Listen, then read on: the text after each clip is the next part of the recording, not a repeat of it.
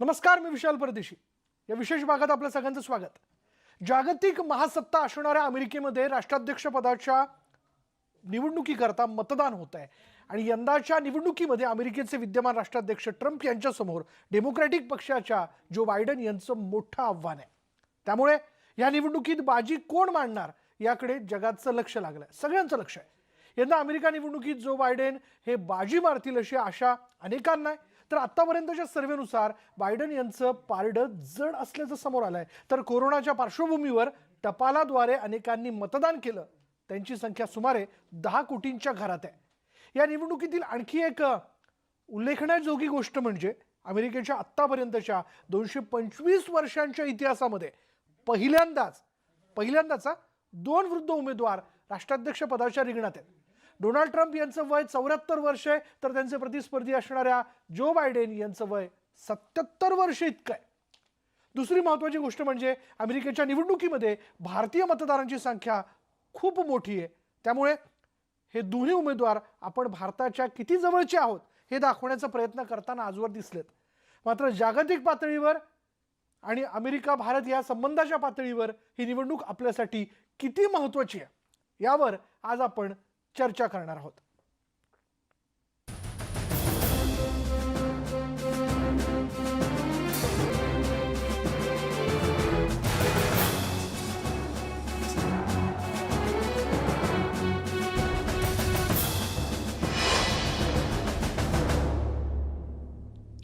आणि याचबद्दल बोलण्याकरता आपल्याबरोबर आहेत आंतरराष्ट्रीय घडामोडींचे अभ्यासक शैलेंद्र देवळानकर, त्याचबरोबर लेफ्टनंट जनरल दत्तात्रय शेकटकर, त्याचबरोबर आंतरराष्ट्रीय घडामोडींचे विश्लेषक केतन वैद्य देखील आपल्यासोबत आहे. सुरुवातीला मी शैलेंद्र देवळानकर यांच्याकडे जातोय. शैलेंद्र देवळानकरजी, अगदी सगळ्यांच्या मनातला प्रश्न की कोणाचं पारडं जड आहे? हे थोडं सांगणं कठीण आहे, कारण मी यासाठी सांगतो की जरी सर्व इलेक्ट्रोल सर्वे आलेले आहेत आणि ज्याच्यामध्ये बायडनचं पारडं हे जड असल्याचं दाखवलं गेलेलं आहे, परंतु तो जो मार्जिन होता तो साधारणतः 10% होता, तो 10% आता 3 ते 4% आलेला आहे. आणि सगळ्यात महत्वाचं म्हणजे अजूनही जे स्विंग स्टेट्स आहेत, विशेष करून जॉर्जिया असेल, फ्लोरिडा असेल, पेनसिल्व्हेनिया असेल, हे जे स्टेट्स आहेत हे प्रामुख्याने रिपब्लिकन पक्षाचा बालेकिल्ला आहे. डोनाल्ड ट्रम्प यांचा बालेकिल्ला आहे. 2016 मध्ये देखील याच राज्यांमधनं ट्रम्प यांना मोठ्या प्रमाणावरती मतं देखील मिळालेली होती. त्यामुळे हे खूप डिसायसिव्ह, खूप निर्णायक असणार आहे. आणि एक महत्वाची बाब जी अजूनपर्यंत जी प्रामुख्याने मी लक्षात आणून देऊ इच्छितो आपल्या, की अजूनही अमेरिकेमध्ये जो रिपब्लिकन पक्षाला एक मतदान करणारा एक मोठा वर्ग आहे, जो प्रामुख्याने इव्हॅन्जलिस्टचा वर्ग म्हणून ओळखला जातो. आणि ज्याच्यावरती, कारण हा जो क्लास आहे किंवा हा जो वर्ग आहे हा अनेकदा क्रायसिस सिच्युएशन मध्ये रिपब्लिकन पक्षाला सातत्याने मदत करत आलेला आहे.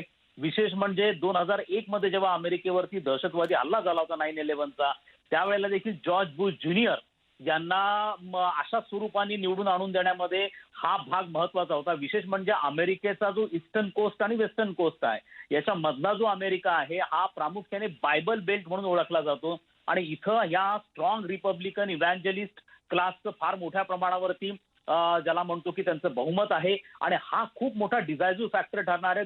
डोनाल्ड ट्रम्प यांनी कोणताही दगड हा टर्न करण्याचं ठेवलेलं नाहीये. त्यांनी धार्मिक आव्हान देखील आपल्या मतदारांना केलेलं आहे. आणि सगळ्यात महत्वाची बाब म्हणजे जरी डोनाल्ड ट्रम्प आपल्या सगळ्यांच्या दृष्टिकोनातून अत्यंत नकारात्मक त्यांची इमेज असली, ते खूप अहंकारी असले, त्यांचं वागणं देखील अगदी विम्झिकल असलं, हे जरी असलं तरी आपण एक गोष्ट विसरता कामा नये की डोनाल्ड ट्रम्प यांनी जी प्रॉमिसेस 2016 मध्ये केली होती आणि ज्या प्रॉमिसेसच्या आधारावरती निवडून आलेले होते त्यांना जस्टिफाय करण्यामध्ये त्यांना बऱ्याच प्रमाणात यश आलेले आहे. त्यामुळे त्यांना लाईक करणारा वर्ग हा देखील फार मोठा आहे. मग तो मेक्सिकन वॉल असेल, मायग्रंटचा प्रश्न असेल, चायनाला वठणीवर आणण्याचा प्रकार असेल जो ट्रेड वॉरच्या स्वरूपात झालेला होता, अशा अनेक बाबी आहेत.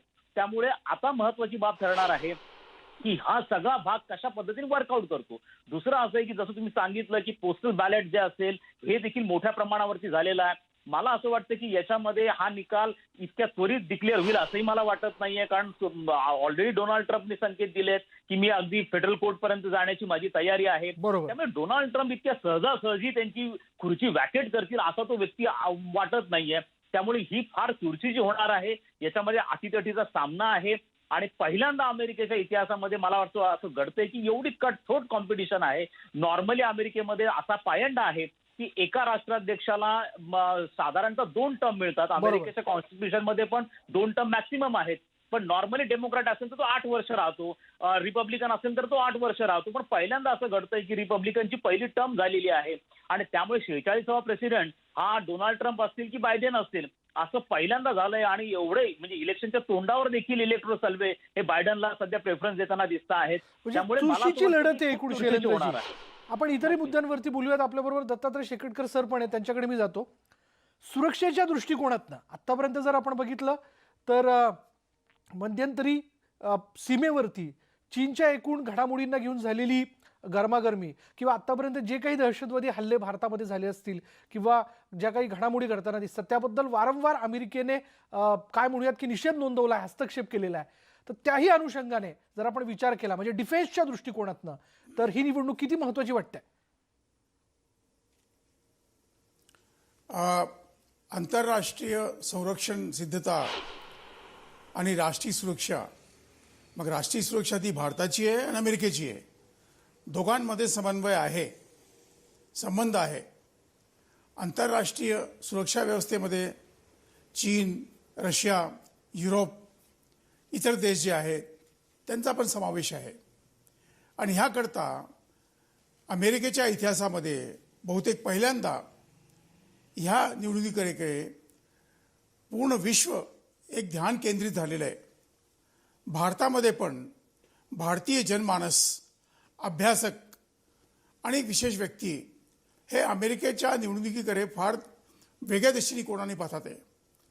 2016 नंतर तर आजपर्यंत जगामध्ये काही विशेष घडामोडी झालेल्या आहे आणि त्याचा आपण अभ्यास केला तर आपल्याला कळतं की अमेरिकेचा दृष्टिकोन युरोपकडे थोडा बदलला होता. NATO, North Atlantic Treaty Organization, तो एक सैनिक संबंध आहे, त्याबद्दल डोनाल्ड ट्रम्पची थोडीशी जी विचारधारा होती त्यात बदल आलेला आहे. त्याचप्रमाणे चीनबद्दल जे अगोदरचे संबंध होते 2016-17 मध्ये त्यात अचानक परिवर्तन झालेलं आहे. आणि हीच घटना भारतामध्ये पण झालेली आहे की 2019 नंतर किंवा 2020 मध्ये एप्रिलच्या महिन्यापासून चीननी भारताविरुद्ध जी कारवाई केलेली आहे त्याचा परिणाम भारतावरते, अमेरिकेवरते आणि पूर्ण जगावरती पडणार आहे. चौथी गोष्ट जी आहे आपण सुरक्षेच्या दृष्टीने पाहतोय की आज अमेरिकेमध्ये पण असे लोक आहे ज्यांना असं वाटतं की Donald Trump has been a successful president when it comes to take on certain countries head on. त्यांना जर सामना करत असेल तर ते कधी घाबरत नाही अशी विचारधारा त्यात 2 मत होऊ शकतं. आणि शेवटचा मुद्दा असा की अमेरिकेमध्ये कोणी पण राष्ट्रपती झालं त्याला अमेरिका फर्स्ट, माझा अमेरिका माझ्याकरता माझा महत्त्वाचा आहे हे सातत्याने राहणार आहे. आणि ह्याच्यावर ते भारतात जर विचार केलं तर भारतामध्ये एक मोठा प्रबुद्ध असा म्हणजे जनमानस आहे ज्याला असं वाटतं की डोनाल्ड ट्रम्पनी सत्तेत परत आलं तर ते जागतिक दृष्टिकोनाच्या व्यक्तीने हे एक चांगलं होईल, संरक्षणाच्या दृष्टीने चांगलं होईल. कारण की ह्यात कोणी दोन्ही म्हणजे शक्यच नाही. मग ते जो बायडेन येतील किंवा ट्रम्प येतील ते चीनबद्दल त्यांची विचारधारा, त्यांचा जो एक मानसिकता आहे ती अत्यंत वेगळी होणार आहे. Gone those days when China, America were friends. Today America and the world knows China is nobody's friend. बरोबर. चीन कुणाचाही मित्र आता राहिलेला नाही.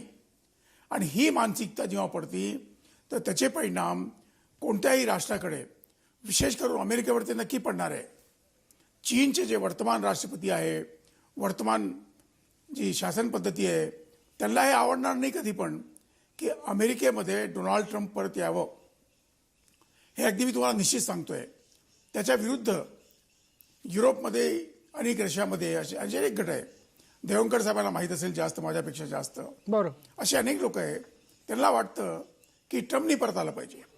ह्या सगळ्या गोष्टींचा निकाल उद्या सकाळी लागेल आहे.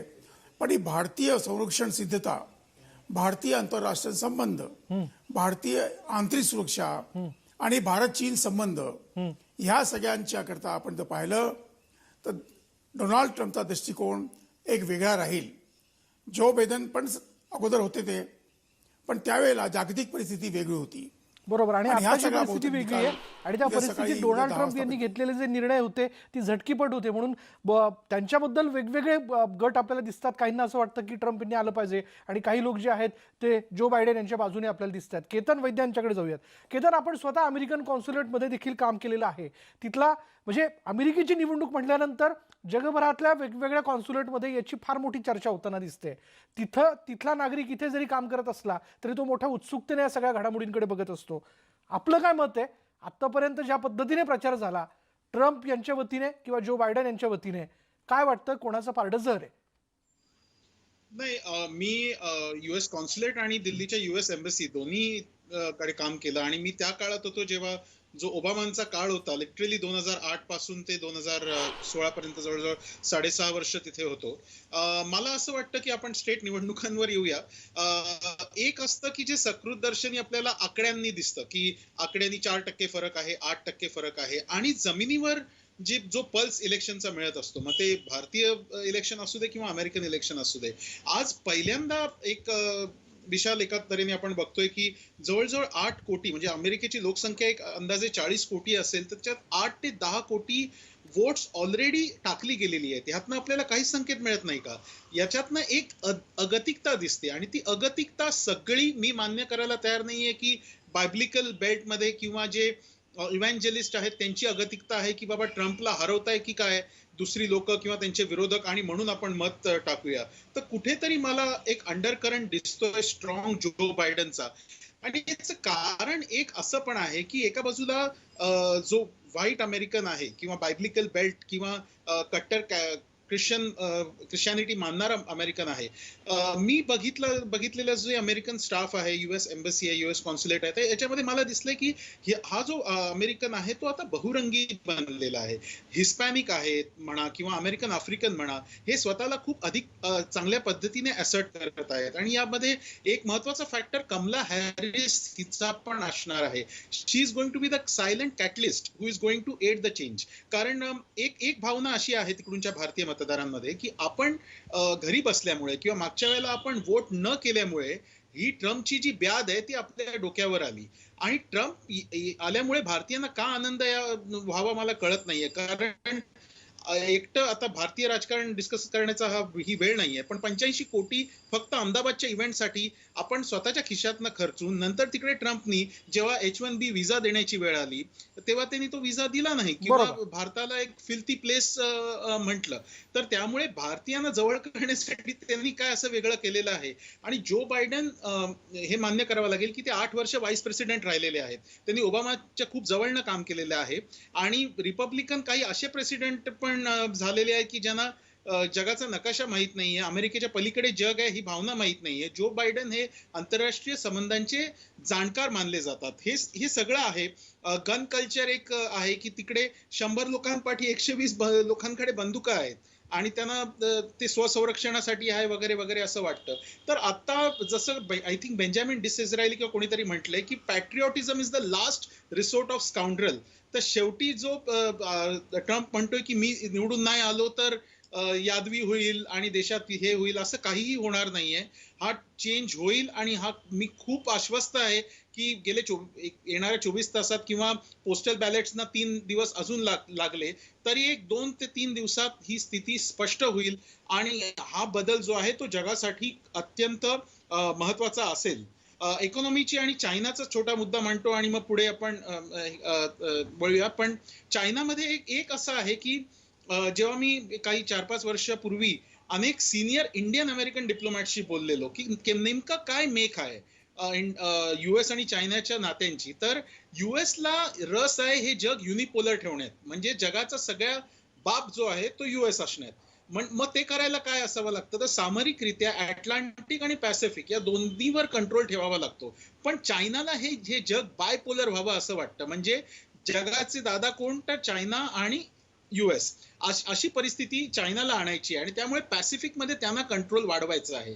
आणि हा बॅलन्स करण्यासाठी कोण आहे आपला मित्र तर आपला मित्र आहे US. कारण इलेक्शनच्या 8 दिवस अगोदर विदेश मंत्री कोण पाठवतं? म्हणजे ही जी अगतिकता आहे, भारतीय मतदार तिकडे भारतीय वंशाचे मतदार काबीज करण्याची आणि इलेक्शन येणं प्रकारे जिंकण्याची ती सरळ दिसते आहे. एका बाजूला आकडे आहेत आणि एका बाजूला जमिनीवरची अगतिकता आहे. ब्लॅक लाईव्ह मॅटर वरनं जो गदारोळ उठला होता, तर जो गैर श्वेतवर्णीय अमेरिकन आहे त्यांच्यामध्ये एक लगबग आहे आणि सगळे व्हाईट अमेरिकन्स हे रिपब्लिकन वोटर्स नसतात, चिक्कार डेमोक्रॅटिक वोटर्स बरोबर. आहेत. महत्त्वाचा त्यामुळे मुद्दा मला मांडता तरी केतन तुम्ही. बदलाची चाहूल दिसते विशाल. मला असं वाटतं हा मुद्दा तुम्ही पूर्ण करा. आपण एक ब्रेक घेऊयात आणि ब्रेक नंतर ही चर्चा अशी सुरू राहील. पहा फक्त न्यूज 18. अमेरिकेत हवा कोणाची? अमेरिकेचा राष्ट्राध्यक्ष कोण होणार? ट्रम्प आणि जो बायडेन या दोघांमध्ये चुरशीची लढत आहे. जो बायडेन यांना जे एक्झिट प्री पोल आहेत ते त्यांच्या बाजूने आपल्याला झुकताना दिसतात, पण सांगता येत नाही, काही होऊ शकतं आणि याचबद्दल आपण चर्चा करतोय. मी जातो थेट दत्तात्रय शेकटकर यांच्याकडे. शैलेंद्र देवळानकर आपल्याकडे आणि केतन यांच्याकडे मी येणारच आहे, पण शेकटकर सर आपल्यासोबत थोडा वेळ आहेत, मी त्यांच्याकडे पहिले जातोय. सर, आपण एकूण सुरक्षेच्या दृष्टिकोनात फार महत्त्वाचे मुद्दे आपण स्पष्ट केले, पण आता केतन यांनी जो चीनचा मुद्दा मांडला त्या अनुषंगाने आपल्याला यामध्ये काय ऍड करावं असं वाटेल? सर, मी चीनबरोबर भारताचा प्रतिनिधी मंडळाचा अध्यक्ष सदस्य होतो. 10 वर्ष चर्चा केली आणि त्यांचे परराष्ट्र मंत्री शी टँग होते अगोदर, ते त्यावेळेला व्हाईस फॉरेन मिनिस्टर होते. आणि त्यांनी एका चर्चेमध्ये, आम्ही बहुतेक टेबलावर ते बसतो तेव्हा मी बोलत नाही, सैन्याचे लोक, हे फॉरेन मिनिस्ट्रीचे लोक बोलतात. त्यांनी मला एक म्हटलं आणि ते खूप चांगलं हिंदी पण बोलत होते. आणि तेव्हा शिवशंकर मेनन आपले जॉईंट सेक्रेटरी होते, नंतर ते सुरक्षा सल्लागार झाले. त्यांनी म्हटलं, ओपनिंग सेंटेन्स त्यांचा, it is good to be good with your neighbour. तुम्ही आपल्या शेजारच्या लोकांपासून चांगले राहा. It is good to be good with your neighbour than to depend on your uncle who is 1000 kilometre away. तुमचा काका म्हणजे अमेरिकन्स, अंकल सॅम, जो 1000 किलोमीटर म्हणजे हजारो किलोमीटर आहे, त्याच्यावरती अवलंबून करू नका. सो देअर फोर, आणि चीनला हे माहीत आहे की ट्रम्प आणि अमेरिका आणि भारत ह्याच्यामध्ये मागच्या 2-3 वर्षामध्ये संबंधात बराच परिवर्तन झालेलं आहे. अमेरिकन पीपल, अमेरिकेमध्ये जे भारतीय मूळचे लोक जे आहे, हाऊडी मोदी, मग ते आपल्याकडे आले, हे सगळे काय होतात आहे की आंतरराष्ट्रीय क्षेत्रामध्ये ह्यांचा फार महत्त्व असतो सर. आणि ह्याचे परिणाम सुरक्षा संरक्षण ह्याच्यावरती पडतात. ह्यात मुळीच काही शंका करायची आवश्यकता नाही आहे. आणि ह्याकरता चीनला असं कधीच वाटणार नाही की ट्रम्पनी परत आलं पाहिजे. चीनचा हा प्रयत्न राहील आणि तो असणार नक्कीच होता की ट्रम्प परत आला नाही पाहिजे. परंतु ह्याचा अर्थ हा नव्हे की अमेरिकेचे जे मतदार लोक आहेत ते चीनचं म्हणणं ऐकतील आहे. जसं ट्रम्प म्हणतो माय अमेरिका इज फर्स्ट, त्याचप्रमाणे अमेरिकेचे लोक पण हे म्हणतात माय प्रेसिडेंट, मग ते ट्रम्प आहे किंवा जो बायडन आहे, ही इज फर्स्ट. हे जर आपण पाहिलं तर मला वाटतं की हे जे परिवर्तनशील जग चाललेलं आहे आणि ह्याचे पूर्ण परिणाम पूर्ण जगावरती पुढच्या 4, 5, 6 वर्षावरती पडतील आहे नक्कीच. So the outcome of the election of the President of the United States will impact the destiny of the whole world in next 4-5 years. आणि ह्याकरता आपल्याला भारतीय जनमानसाला पण ह्याच्यावरती फार विचार करण्याची आवश्यकता आहे.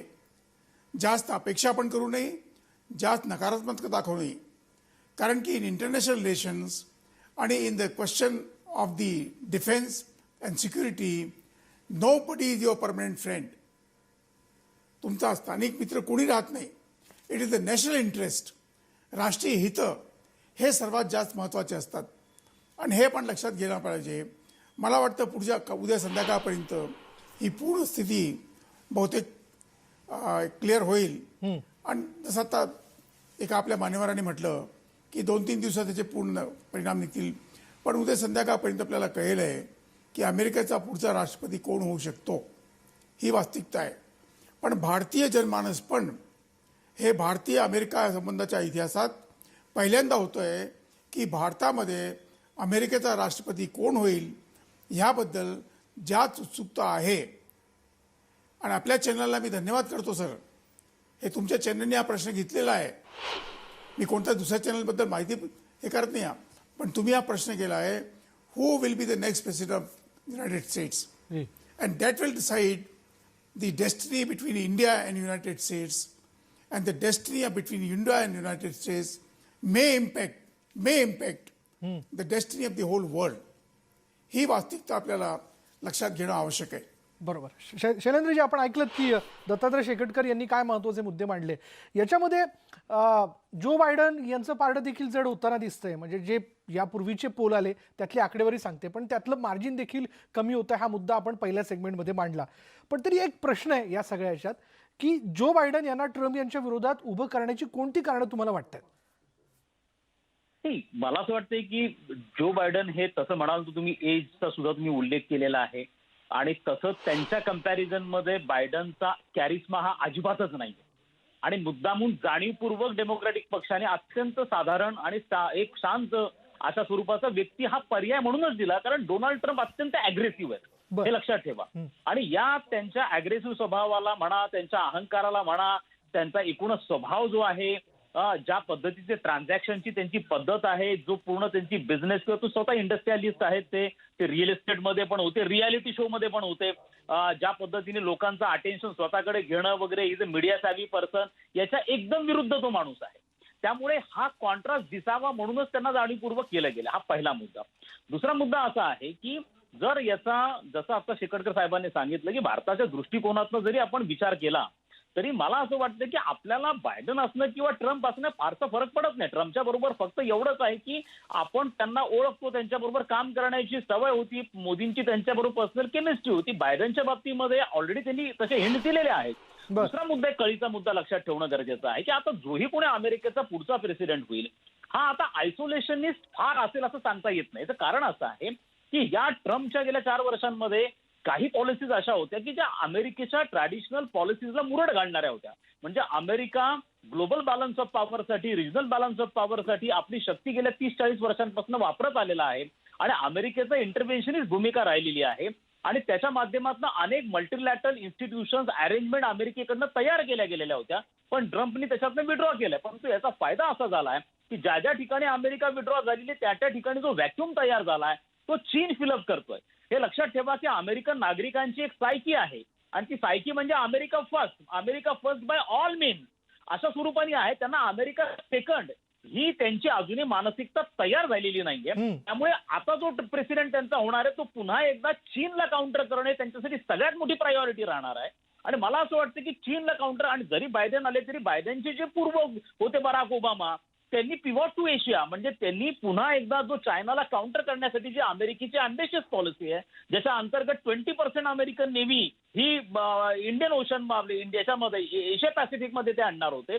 हाच प्रकार आहे जो बायडनला पुढे चालू ठेवावा लागणार आहे.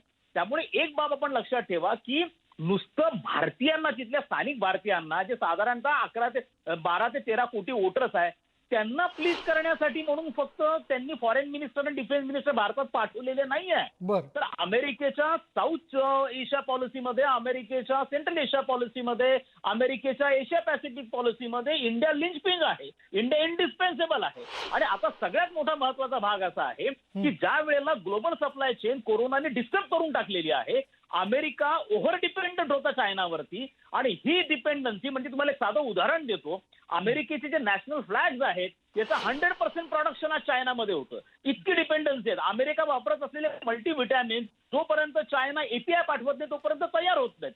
डाएट कोक तयार होऊ शकत नाही जोपर्यंत चायना त्याचं रॉ मटेरियल पाठवत नाही.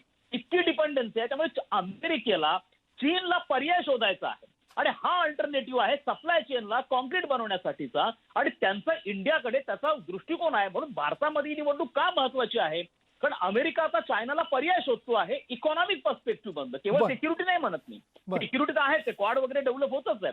त्यामुळे इंडिया हा आता इंडिस्पेन्सिबल झालेला आहे. मग तो त्याचे भारत आणि अमेरिकेचे संबंध इन्स्टिट्यूशनलाइज झालेत, मग तो रिपब्लिकन असो किंवा डेमोक्रॅट असो.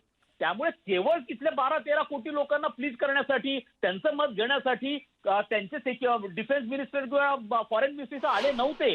किंबहुना त्यांना हे जाणून द्यायचं होतं की चीन कदाचित ह्या निवडणुकांकडे सगळ्या जगाचं लक्ष असताना, अमेरिका पूर्ण इन्व्हर्ट झालेली असताना काही कुरघोडी होण्याची शक्यता होती.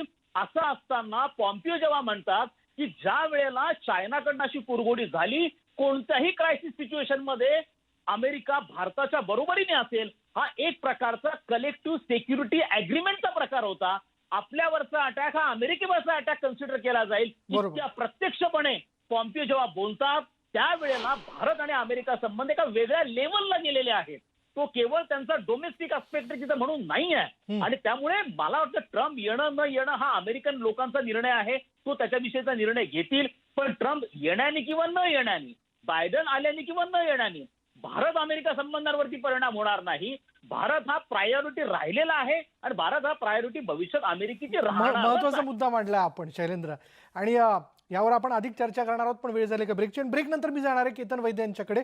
आणखीन त्यांचे काही मुद्दे त्यांना या विषयाला घेऊन मांडायचे आहेत, त्याबद्दल चर्चा करूयात. पहा फक्त न्यूज 18 लोकमत.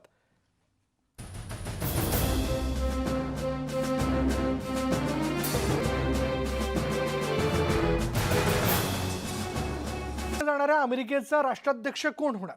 डोनाल्ड ट्रम्प पुन्हा एकदा की जो बायडन? याबद्दल फार मोठी चर्चा होताना दिसते आणि त्याचबद्दल आपण बोलतोय. मी जातोय थेट आता केतन वैद्य यांच्याकडे. केतन, आपण पहिल्या सेगमेंटमध्ये सांगितलं की हाऊडी मोदी झालं, नमस्ते ट्रम्प झालं, आणि त्यानंतर पुन्हा एकदा ज्यावेळेस ट्रम्प हे अमेरिकेत जातात आणि इमिग्रेशनच्या मुद्द्याला घेऊन जो काही निर्णय घेतात त्याविषयी भारतीयांमध्ये फार मोठी नाराजी होती. म्हणजेच काय की त्यांच्याबरोबर जरी आपल्याला काम करण्याचा अनुभव असला, म्हणजे ट्रम्प यांच्याबरोबर, तरी ते सगळ्यांचे मित्र आहेत असं म्हणता येत नाही. यात आता जे सर्वे त्यामध्ये जो बायडन हे पुढे असल्याचे दिसून येत आहे, यांचं नेमकं कारण काय? नाही, याचं कारण एक आहे की ट्रम्प बद्दल असलेली प्रचंड नाराजी आणि प्रचंड बेरोजगारी.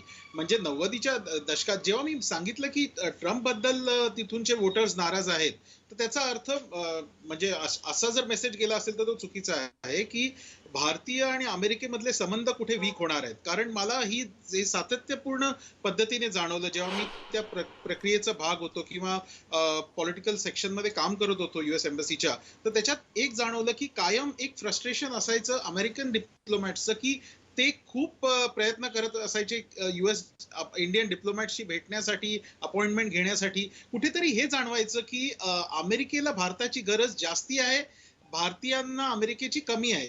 असे कुठेतरी मला एक फिलिंग तिथे यायचं आणि त्या डिप्लोमॅट्सच्या वागण्या बोलण्यातनं एक कळायचं किंवा असं वाटायचं. महत्वाचा विषय हा आहे की 90s मध्ये जेव्हा बिल क्लिंटन इलेक्शन जिंकलेले, तर तेव्हा त्यांना पत्रकारांनी विचारलेलं की तुम्ही कसे जिंकला, तर त्यांनी एक वाक्य जे अजरामर केलेलं की इट्स द इकॉनॉमी स्टुपिड. तर त्यांनी सांगितलेलं. आणि त्यामुळे मला असं वाटतं की अर्थव्यवस्था ही खूप मोठा मुद्दा असणार आहे. मला लक्षात आहे की मार्च मध्ये जर तुम्ही बघितलं असेल की युएस मध्ये नोकऱ्या प्रचंड होत्या. म्हणजे ट्रम्प बद्दल वैयक्तिक तुमची मतं काही असू देत, तुम्हाला डेमोक्रॅट अधिक आवडू देत, तुम्हाला ट्रम्प उथळ वाटू देत किंवा काही बाई बोलणारे वाटू देत, स्वकेंद्रित, आत्मकेंद्रित, नार्सिसिस्ट वाटू देत, पण एक गोष्ट डेव्हिल्स ॲडव्होकेट बनून त्यांना त्याचं श्रेय द्यावंच लागेल किंवा तेव्हाच्या परिस्थितीला त्याचं श्रेय द्यावं लागेल की युएस मध्ये ओबामाच्या काळात जेवढी जॉब्सची परिस्थिती होती त्याच्यापेक्षा थोडी उजवीच म्हणता येईल अशी मार्च मध्ये परिस्थिती होती. आणि नंतर करोनाचं संकट आल्यानंतर आज अशी परिस्थिती आहे की जवळजवळ अमेरिकेची लोकसंख्या 40 कोटी असेल तर जवळजवळ 30 लाख नोकऱ्या गेलेल्या आहेत, 30 लाख लोकांची बेरोजगारी आहे. आणि अर्थव्यवस्थेबद्दलच जर आपण बोलायचं झालं तर इंडो युएसचं जे ट्रेड आहे ते 23.4 बिलियन डॉलर इतकं आहे आणि भारताकडे झुकणार आहे. म्हणजे भारताचे एक्सपोर्ट्स अमेरिकेच्या इम्पोर्ट्स पेक्षा जास्ती आहेत, म्हणजे आपल्या फायद्याचं आहे. तेच जर युएस आणि आपलं इंडो चायनाचं जर बघायचं झालं तर जवळजवळ 48.6 म्हणजे 50 बिलियन जे आहे ते डेफिसिट आहे. म्हणजे चायना आपल्याला जास्ती आपण चायनाकडनं इम्पोर्ट करतो आणि आपण कमी एक्सपोर्ट करतोय त्यांना. पण एक महत्वाचा आकडा आहे की अमेरिका आणि चायनामध्ये ट्रेड कसं आहे तर त्यांच्यामध्ये 558 बिलियन डॉलर इतकं दोन देशांमध्ये ट्रेड आहे. पण चायना अमेरिकेला 450 बिलियन देतं, एक्सपोर्ट्स करतं आणि युएस फक्त 106.4 बिलियन एक्सपोर्ट करतं. तर त्यामुळे तुम्हाला कळत असेल की ही खतखत किती आहे की एका बाजूला चायनावर पूर्णपणे अवलंबून होते आहे आणि त्यामुळे जे ट्रम्पचं जे नीती होती की चायनाला टेक्नॉलॉजी न देण्याची किंवा निर्बंध लादण्याची, तर ही खूप पॉझिटिव्ह असती. पण दुसऱ्या बाजूला बेरोजगारी वाढते, आर्थिक समस्या वाढतायत आणि बरोबर. बायडनची पण भूमिका जी आहे ती जसं बाकीच्या वक्त्यांनी सांगितलं की चीनच्या बाबतीत तेवढी सकारात्मक आणि उजवी ठरणार नाहीये आणि या सगळ्याचा परिणाम या इलेक्शनवर असणार आहे. अ, शैलेंद्र, आपण बघितलं केतन यांनी आपण जे मुद्दे मांडले होते त्याचा पुढचा एक भाग मांडण्याचा त्यांनी प्रयत्न केला. म्हणजेच काय एकूणच की कुणी निवडून येऊ, भारत ही अमेरिकेकरता कायम प्राथमिकता असणारी किंवा चीनला तो एक फार मोठा पर्याय आहे. हो नाही, नक्कीच आहे. कारण सिच्युएशनच त्या पद्धतीने बदललेली आहे. गेल्या 20 वर्षांपासून अमेरिका भारताला चीनचा काउंटरवेट म्हणून विकसित करण्याचा प्रयत्न करतोय. मुळात मुद्दा असा आहे की जसं आता केतनजींनी सांगितलं की भारत हा त्याच्यासाठी फारसा उत्सुक नव्हता. याचं कारण असं आहे की भारताची पॉलिसी जी चीनच्या संदर्भातली आहे ती अत्यंत डिफेन्सिव्ह स्वरूपाची आहे. म्हणजे नॉट टू हर्ट चायना. चायनाला नाराज करायचं नाही, कारण अमेरिकेच्या आपण जवळ गेलो तर चायना नाराज होईल. कुठेतरी या गोष्टींमुळे आपण सातत्याने अमेरिकेची जी जवळीक साधायची होती ती फारशी साधता आलेली आहे. दुसरा मुद्दा असा होता की आपल्याकडे अजूनही एक नॉन अलाइनमेंटची किंवा कोल्ड वॉर सायकी जी आहे ती आपल्या फॉरेन पॉलिसीवरती अजूनही मोठी आहे. म्हणजे आपण अजूनही या बाबतीमध्ये खूप कॉन्शियस आहोत की जर आपण अमेरिकेबरोबर एखादी युती केली किंवा आपण अलायन्समध्ये गेलो तर आपण अमेरिकेचे ज्युनियर पार्टनर बनू. आणि असा प्रकार अलायन्स रिलेशनशिपमध्ये होतो. नॉर्मली जपानने पण अमेरिकेचं ज्युनियर पार्टनर बनणं प्रेफर केलेलं होतं. इंग्लंडने पण प्रेफर केलेलं होतं सुरुवातीच्या काळामध्ये. पण भारताला ते नको. भारताला रिलेशन्स हे इक्वल पाहिजे आहेत आणि तशा स्वरूपाने ऑफकोर्स आता त्यामध्ये आपण डेव्हलपमेंट झाल्यात, परंतु गेल्या 6 महिन्यामध्ये ज्या पद्धतीने LAC वरती चीनची आक्रमकता वाढलेली आहे त्यावेळेला पॅरलली भारताने क्वाड सारखा जो ग्रुप आहे ज्याच्याविषयी भारत हा सुरुवातीपासून अलर्जेटिक होता, म्हणजे फारसा उत्साही नव्हता. 2009 मध्ये शिंझो अॅबेनी क्वाडची कन्सेप्ट मांडलेली होती आणि त्यानंतर पहिल्यांदा म्हणजे मागच्या महिन्यामध्ये टोकियोमध्ये क्वाडच्या परराष्ट्र मंत्र्यांची बैठक होती आणि ज्याला एस जयशंकरन जातात. जवळपास 10 वर्ष भारताने क्वाडकडे फारसं लक्ष दिलेलंच नव्हतं. याच्या मागे कारण तेच होतं. परंतु आता असं झालेलं आहे की अमेरिका आणि चीन, अमेरिका आणि भारत या दोघांमध्ये ज्याला ओव्हरलॅपिंग ऑफ इंटरेस्ट म्हणजे हितसंबंधांची परस्पर व्यापकता आहे चायनाच्या बाबतीमध्ये. आणि त्यामुळे आता या बाबतीत दोघेही जण येत्या काळामध्ये आणखीन जवळ येण्याची शक्यता ही नाकारता येत नाही. आणि दुसरं असं आहे की जरी बायडन आले तरी बायडनला पिव्हॉट टू एशिया हा बराक ओबामांचा डेमोक्रॅट पक्षाचा एक अपूर्ण राहिलेला प्रोजेक्ट होता जो पूर्ण होऊ शकलेला नाहीये. बरोबर. म्हणजे 2009, 10, 11, 12 पर्यंत प्रोजेक्ट खूप व्यवस्थित चाललेला होता आणि ज्याच्या अंदर पण नंतर समावून तो वर्कआउट झाला नाही. ट्रम्पनी पण त्याला नंतर हे केलेलं नाहीये. परंतु आपण लक्षात ठेवणं गरजेचं आहे की त्यांना नंतर प्रायोरिटी ही इंडो पॅसिफिक किंवा एशिया पॅसिफिकला द्यावीच लागणार आहे.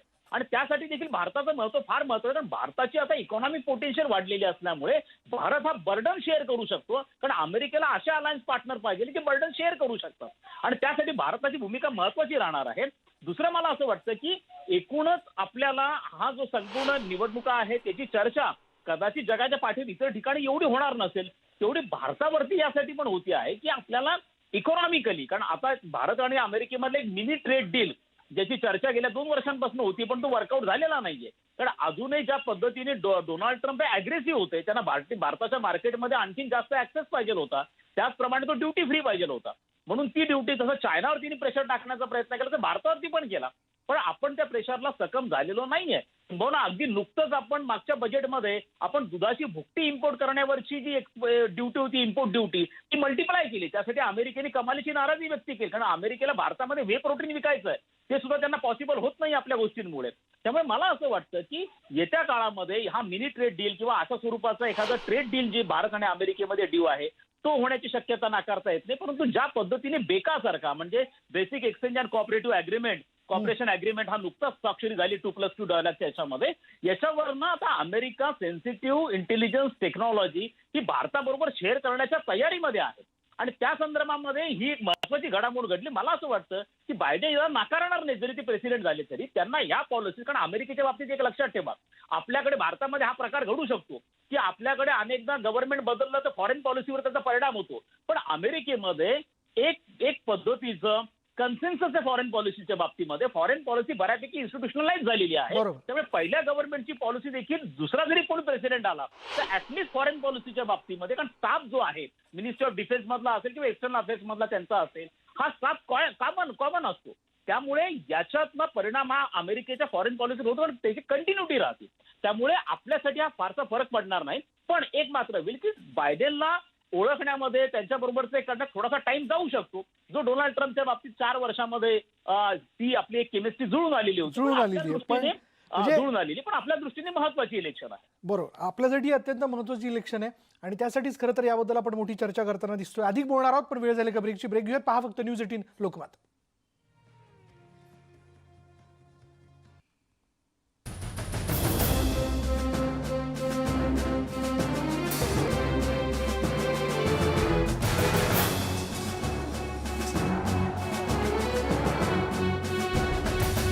आपण पाहतोय अमेरिकेमध्ये राष्ट्राध्यक्षपदासाठी निवडणूक जी पार पडते, मतदान सुरू आहे आणि कोण निवडून येणार याबद्दल सगळ्यांमध्ये मोठी उत्सुकता आहे.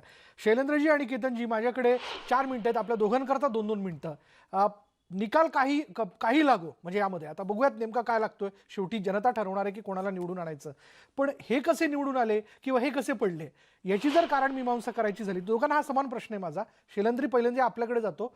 जर ट्रम्प निवडून येत आहेत तर मग कसं काय, आणि जो बायडन निवडून येतात तर कसं काय, काय आपण कारण मीमांसा करू शकतो?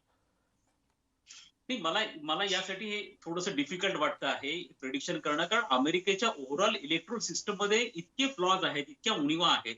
जसं मागच्या वेळेला हिलरी क्लिंटन यांना पॉप्युलर वोट्स खूप जास्त पडलेले असताना देखील इलेक्ट्रोल कॉलेजमध्ये इलेक्ट्रोलचे जे वोट्स होते ते डोनाल्ड ट्रम्प यांना 304 पडले आणि ते निवडून आले. आता याच्यामध्ये नेमकं काय काय घडतं हे फार महत्वाचं आहे. पण मला असं वाटतं याच्यात कॉम्प्लिकेशन वाढू शकतात का, अलिगेशन काउंटर अलिगेशन वाढू शकतात, आणि ही निवडणूक वाटती तेवढी साधी नाही आहे. याच्यामध्ये काही कोर्ट मॅटर्स देखील होऊ शकतात. आणि याच्यात जर डोनाल्ड ट्रम्प हे निवडून आले तर मला असं वाटतं की पुन्हा एकदा ज्या स्ट्रॉंग कदाचित चायनाला काउंटर करण्याच्या संदर्भामध्ये, आणि तो मी जसं तुम्हाला सांगितलं की पुन्हा एकदा तो बायबल बेल्ट मधला जो इव्हॅन्जलिस्ट वोटिंग क्लास आहे तो पुन्हा एकदा नव्याने बाहेर आलेला आणि ते डोनाल्ड ट्रम्प यांना दिलेला आहे. आणि जर बायडेन निवडून आले तर डोनाल्ड ट्रम्प यांच्या विरोधामधला जो प्रचंड मोठा महिलांमधला रोष आहे, कृष्णवर्णियांमधला रोष आहे, मायग्रंट्स मधला रोष आहे, तो त्यांच्या रूपाने प्रतिबिंबित होईल. आणि डोनाल्ड ट्रम्प हा एक व्यक्ती नसून ती एक फॉरेन पॉलिसीची पद्धत आहे, ती एक सिस्टम आहे. आणि ती सिस्टम जी आहे ती प्रखर राष्ट्रवादाच्या आधारावरनं आपण कशा पद्धतीने आपले हितसंबंध साधू शकतो असं करणारी एक सिस्टम आहे. त्यामुळे या सिस्टमच्या बाजूनी कोण आहे, या सिस्टमला विरोध करणारे कोण आहे, अशा दृष्टिकोनातून हे मतदान होणार आहे. त्यामुळे हा व्यक्तीचा विजय किंवा पराभव नसेल, तर हा एका सिस्टमचा विजय किंवा पराभव असेल असं मला वाटतं. त्यामुळे लेट्स वेट अँड वॉच. आपल्याला उद्यापर्यंत सगळ्या गोष्टी क्लिअर होतील. बरोबर. केतन, नाही, एका प्रकारे 4 वर्षापूर्वी आपण बघितलं की जेव्हा ट्रम्प निवडून आले तेव्हा त्या प्रकारच्या अशा विखारी विचारांचे एक गारुड जगात निर्माण झालं. अनेक युरोपातले देश पण असे राईट विंग लीडर्सना निवडून द्यायला लागले.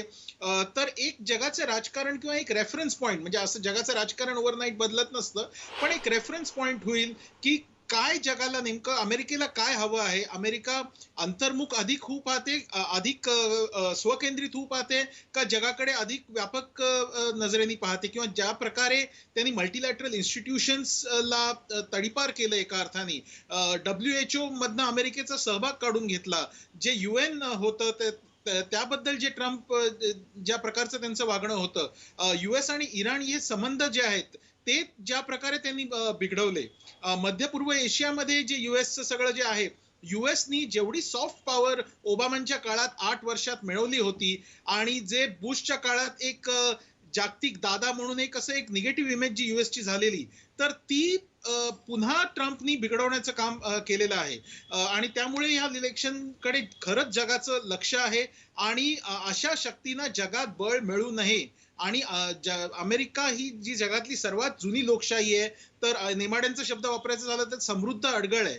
आणि त्यामुळे ते इलेक्टोरल कॉलेजेस आणि खूप किचकट गोष्टी आहेत. पण एक जर अशी एक व्यापक लाट आली, मग ती अर्थव्यवस्थेमुळे असू दे किंवा गैर श्वेतवर्णीयांनी खूप मोठ्या तऱ्हेने मतदान, आतापर्यंत 10 कोटी लोकांनी मतदान केले 40 कोटींपैकी, तर त्याच्यामुळे असू दे, कारण काही असू दे, पण अशी जर लाट आली तर त्यात ट्रम्पना धोबीपछाड देणं खूप शक्य असू शकतं असं मला वाटतं. तुम्हा दोघांचेही धन्यवाद या एकूण चर्चेमध्ये आपले मुद्दे मांडल्याबद्दल. तर बघूयात नेमकं कोण निवडून येत आहे, कारण यामध्ये आता जनता मतदान करते आणि ती ठरवते की राष्ट्राध्यक्ष कोण असावा. पुन्हा एकदा ट्रम्प येत आहेत की जो बायडन येत आहेत. पण एकूण चर्चेतनं एक तर प्रामुख्याने मुद्दा लक्षात आला की यातनं कोणी निवडून आलं तरी अमेरिका आणि भारत यांच्या संबंधांवरती याचा काही वेगळा परिणाम होणार नाही, नकारात्मक परिणाम होणार नाही. अमेरिकेसाठी भारत ही कायमच प्राथमिकता असणार आहे आणि चीनला काउंटर करण्यासाठी एक महत्त्वाचा पर्याय असणार आहे. पण भारत देखील आपली भूमिका ठरवू नये की जे काय असेल यापुढे संबंधांमध्ये पुन्हा एकदा समानच असेल. चला बघूयात नेमकं काय घडतं या सगळ्या घडामोडींवरती लक्ष ठेवून आणि आम्ही देखील तुमच्यापर्यंत त्या घडामोडी पोहोचवू. इथेच थांबूयात. पहा फक्त न्यूज 18 लोकमत.